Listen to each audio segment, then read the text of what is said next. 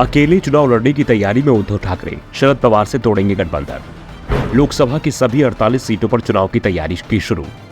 कांग्रेस और एनसीपी गठबंधन से अलग हो सकती है ठाकरे की पार्टी।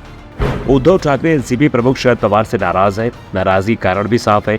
जिस तरह शरद पवार अपने भतीजे अजीत पवार को लेकर नरम पड़ते जा रहे हैं, उससे उद्धव ठाकरे हैरान और परेशान है। चिंता कांग्रेस की भी बढ़ती जा रही है, क्योंकि पवार के तेवर पूरे एनडीए को ही परेशान कर रहे हैं। पवार की भूमिका पर दिल्ली तक सवाल उठ रहे हैं।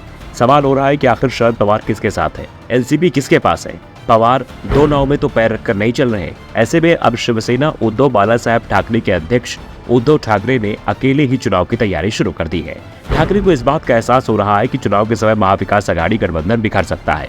शरद पवार की भूमिका पर तो उन्हें पहले ही शक हो रहा है। हालात ये हैं कि कांग्रेस और ठाकरे दोनों ये मान रहे हैं कि उन्हें बिना एनसीपी के सहयोग के चुनाव लड़ना है।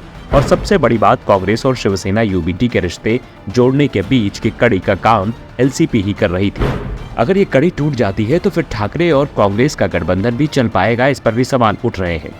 और इसी के चलते उद्धव ठाकरे ने लोकसभा चुनाव अकेले लड़ने की तैयारी शुरू कर दी है। इसी के चलते आज से उन्होंने प्रदेश की सभी 38 लोकसभा सीटों की समीक्षा शुरू कर दी है। ये समीक्षा 3 चरणों में की जाएगी और हर चरण में 16 सीटों की समीक्षा होगी। 16 से 19 अगस्त के बीच पहले चरण में कुल 16 लोकसभा क्षेत्रों की समीक्षा की जाएगी। ठाकरे की नजर इस समय एनसीपी पर है। इसके लिए समीक्षा की शुरुआत में ही शरद पवार और अजीत पवार के घर से शुरू होगी। ठाकरे समूह की बैठकों के पहले चरण में एनसीपी के गढ़ बारामती लोकसभा क्षेत्र की समीक्षा की गई। 18 अगस्त को इसकी समीक्षा की जाएगी। लोकसभा में क्षेत्रवार होने वाली बैठक में निर्वाचन क्षेत्र संपर्क नेता, स्थानीय उपनेता, जिला संपर्क प्रमुख, स्थानीय मंडल महिला संघ, जिला प्रमुख, सांसद, विधायक, पूर्व सांसद, पूर्व विधायक, उप जिला प्रमुख, तालुका प्रमुख, शहर प्रमुख, विधानसभा प्रमुख और विधानसभा संपर्क प्रमुख भाग लेंगे। समीक्षा बैठक के लिए पूरा कार्यक्रम जारी किया जा चुका है। प्रथम चरण के लिए निर्वाचन क्षेत्रवार लोकसभा बैठक का कार्यक्रम 16 अगस्त दोपहर 12:30 बजे नंदुरबार, दोपहर 1:30 बजे धुले, दोपहर 4:30 बजे जलगांव, शाम 5:30 बजे रावेर।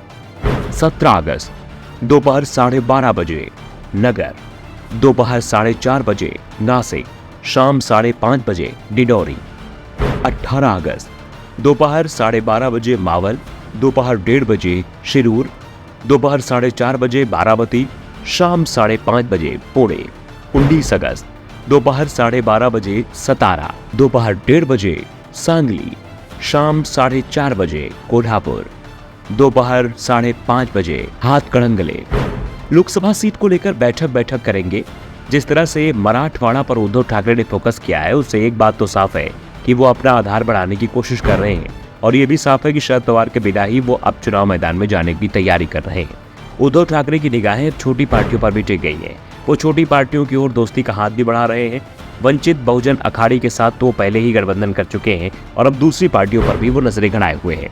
साथ ही नजरें अब शिवसेना पर भी हैं, क्योंकि जिस तरह से एनडीए में अजीत पवार की एंट्री हुई है, उसके बाद अब शिवसेना के बिखरने के संकेत भी मिल रहे हैं। वैसे इस समय उद्धव ठाकरे की निगाहें इंडिया गठबंधन की बैठक पर भी लगी हुई है। ये बैठक 21 अगस्त और 1 सितंबर को मुंबई में होनी है।